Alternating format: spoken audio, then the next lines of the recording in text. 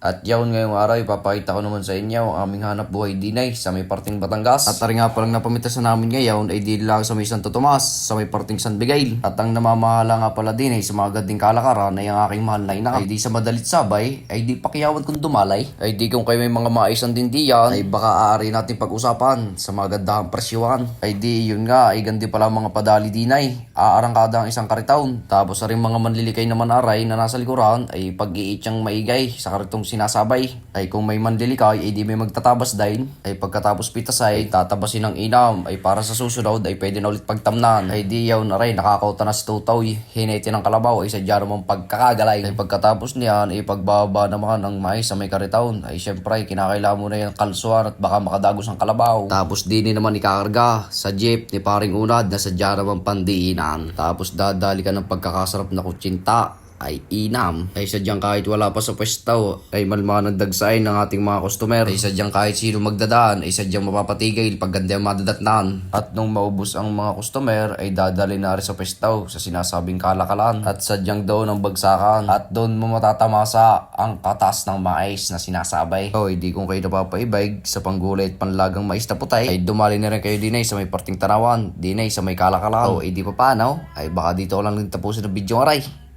Paalam, si Guy.